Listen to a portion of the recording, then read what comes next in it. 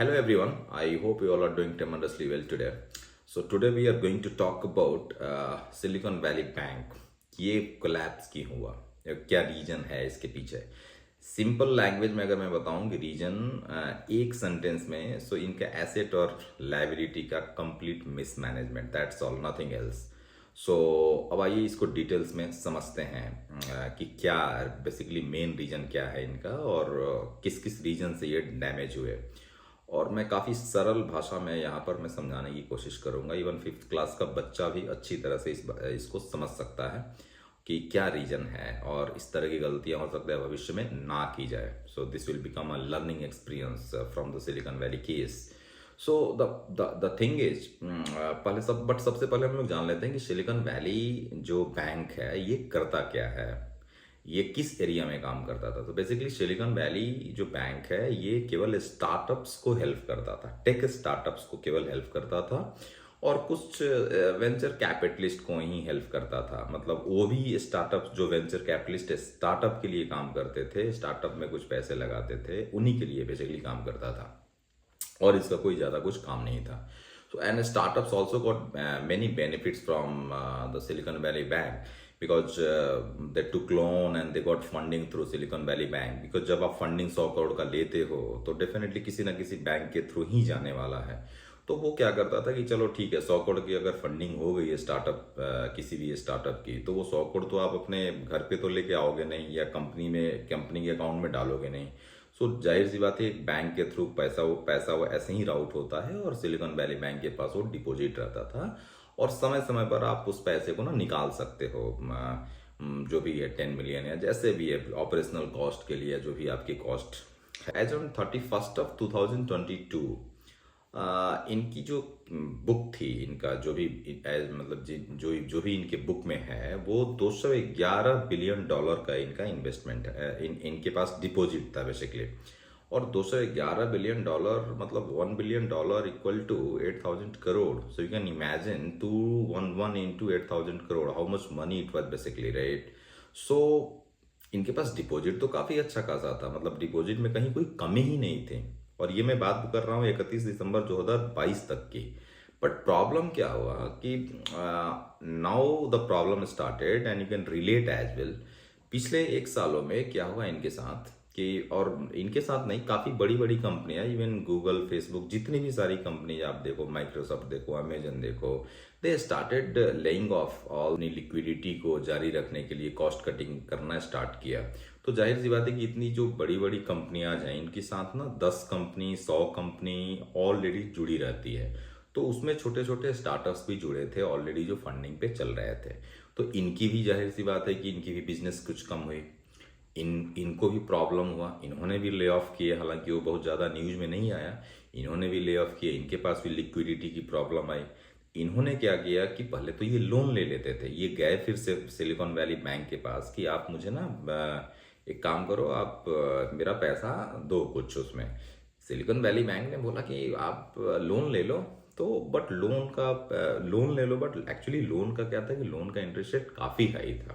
और पिछले 5-6 महीनों में यूएस में ना लोन का जो उनकी जो फेडरल एजेंसी है, इन्होंने मैंने इन्फ्लेशन को मेंटेन करने के लिए इन्होंने काफ़ी इंटरेस्ट रेट हाई कर चुका है. यहाँ इंडिया में भी सेम सिचुएशन है, आप देख रहे हैं ना, इंटरेस्ट रेट काफ़ी हाई है. This is same goes with US as well. So ये सब सिचुएशन था. सो अब क्या हुआ कि जो भी स्टार्टअप्स के जो पैसे पड़े थे वहाँ पर, उन लोगों ने नहीं, हम लोग लोन नहीं लेंगे, हम लोग क्या करेंगे कि हम लोग अपना पैसा हमारा वापस दो. अब इनके साथ सबसे बड़ा प्रॉब्लम क्या था, यहाँ पर आपको समझने वाली बात है. यहाँ पर सबसे बड़ा इनके साथ प्रॉब्लम है कि इन्होंने जो 211 बिलियन डॉलर इनके पास जो था, इन्होंने लोन बांटे ही नहीं. क्योंकि किसी बैंक को तो फायदा तभी होगा ना जब आप लोन बांटोगे, क्योंकि आपके वो तो पैसा तो आप बेसिकली आपका है नहीं. इन्होंने 211 बिलियन डॉलर में मात्र 74 बिलियन डॉलर का ही लोन इन्होंने बांटा. और बाकी के 91 बिलियन डॉलर जो है इन्होंने फेड में इन्वेस्ट किया, बॉन्ड खरीद कर. वो काफ़ी सेफेस्ट बॉन्ड माना जाता, काफ़ी सेफेस्ट इन्वेस्टमेंट माना जाता है. इन्होंने रिस्क नहीं लिया क्योंकि इनको पता था कि अगर कोई पैसे मांगने आएगा तो फिर हम लोग कहाँ से देंगे. सो रिस्क नहीं लेना है, सेफ गवर्नमेंट एजेंसी में इन्होंने इन्वेस्ट किया. अब उस समय जब इन्होंने इन्वेस्ट किया पिछले 6-7 महीने या जो भी जब भी इन्होंने इन्वेस्ट किया होगा, सो उस समय इंटरेस्ट रेट काफ़ी कम था। तो इनके जो रिटर्न वाले इंटरेस्ट रेट थे वो भी काफ़ी कम थे। आज के डेट में रेट ऑफ इंटरेस्ट इतना हाई हो गया है यूएस में कि इनके साथ यही मेजर प्रॉब्लम हुआ। तो अब ये जो स्टार्टअप्स में जो मंदी आनी स्टार्ट हुई और इनको फंडिंग कहीं से नहीं मिल रही थी, इनके आईपीओ भी चल नहीं पा रहे थे। इंडिया में आईपीओ भी कुछ कंपनीज लाने की कोशिश की और लाई भी, बट इनके चल नहीं पाए। मामाअर्थ का भी आईपीओ आने वाला था, डैमेज ही हो गया, क्योंकि वो काफ़ी यही सब that was the main reason and all. So इसके पास क्या था कि ठीक, चलो ठीक है, हम अपना पैसा ही अपने यूटिलाइज करेंगे। सबने पैसे मांगने स्टार्ट कर दिए। अब जाहिर सी बात है कि अगर आप $74 बिलियन आपने अगर लोन दिया है किसी को, मतलब इन्होंने जो सिलिकॉन वैली बैंक ने दूसरे को जो लोन दिया था, तो जाहिर सी बात है कि अगर सपोज आप अपने को देखो, अगर आप सपोज आपने होम लोन लिया है तो बैंक आपको ये तो नहीं कर सकता ना कि मेरे सारे पैसे इमीडिएटली लौटा दो, क्योंकि आपका तो एग्रीमेंट हो चुका है। तो पैसे तो आने हैं ईएमआई में ही ना। तो अब वो पैसा तो वहां भी स्टक हो चुका है। दूसरा, जो $91 बिलियन इन्होंने ऑलरेडी इन्वेस्ट किया था, जब इन्होंने देखा कि चलो ठीक है, बॉन्ड को हटाकर हम लोग पैसे ले लेंगे, वो भी माइनस में जा रहा था। अगर $91 बिलियन वो हटाना चाह रहे थे तो उसमें $15 बिलियन का लॉस हो रहा था। तो ऑब्वियसली मेरे ख्याल से वो $76 बिलियन के आसपास ही इनको मिल रहा था।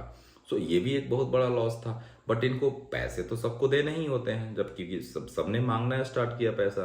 तो ठीक है, इन्होंने क्या किया कि आउट ऑफ $91 बिलियन में $21 बिलियन को डाइल्यूट किया, मतलब पैसा निकाला बेसिकली। उस $21 बिलियन को निकालने के बाद इनको $1.8 बिलियन का लॉस हुआ। बट जाहिर सी बात है कि अगर आपको पैसे देने हैं तो ये तो आपका पैसा है नहीं, तो आपको पैसे देने हैं तो आप तो दोगे ही दोगे, बशर्ते घाटा हो या ना हो। तो घाटा हुआ। उस घाटे को मैनेज करने के लिए इन्होंने क्या किया कि फिर से एक लोन लेना सोचा कि चलो ठीक है, हम भी फंडिंग लेते हैं और स्टार्ट करते हैं सब कुछ ऐसे, मतलब कि ये तो बहुत बड़ा लॉस हो गया। तब तक ये मार्केट में ना खबर फैल चुकी थी कि इनको ना $1.8 बिलियन का लॉस हो चुका है इस कंपनी को, और ये फिर अभी पैसे मांगने के चक्कर में है। तो इन्होंने वीसी वगैरह को, जो भी मतलब और लोगों को कांटेक्ट किया कि हम लोग आपके साथ में काम किए हैं ऑलरेडी, सो लेट्स सी मतलब कैसे, how you can help us.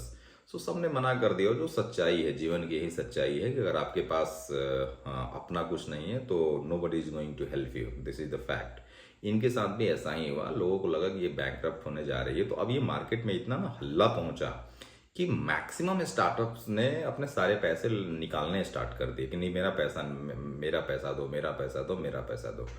Finally they declared we are bankrupt, हम लोगों के पास कुछ पैसे नहीं है।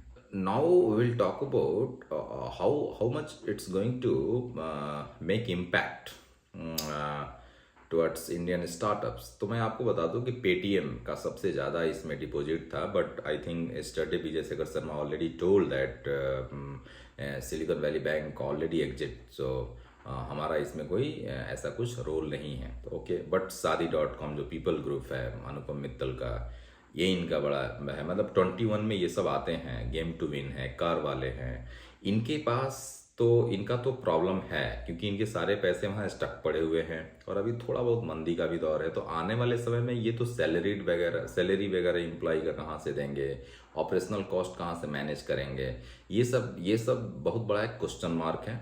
और ये जाहिर सी बात है कि वहाँ जाएंगे और बोलेंगे पैसा हमारा दो, तो वहाँ पर तो बैंक ही कोलैप्स कर गया है।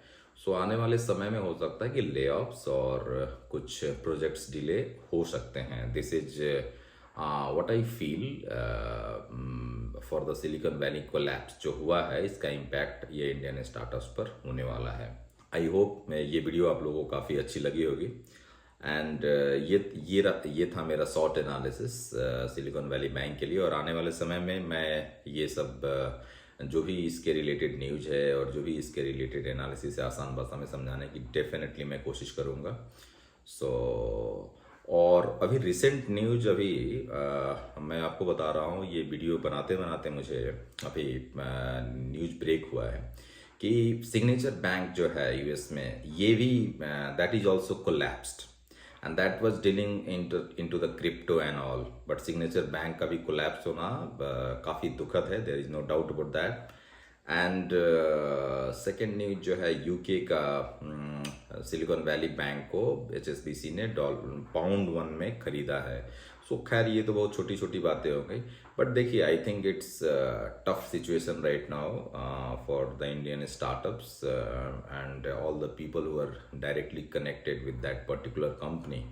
सो मेरी सलाह तो यही रहेगी कि अभी फ़िलहाल कुछ समय के लिए invest your money wisely and don't buy anything which is not necessary for you, right, unless and until it's emergency. और ये वीडियो आप लोगों को कैसी लगी प्लीज़ कमेंट करके बताइए, या and please like and subscribe this channel.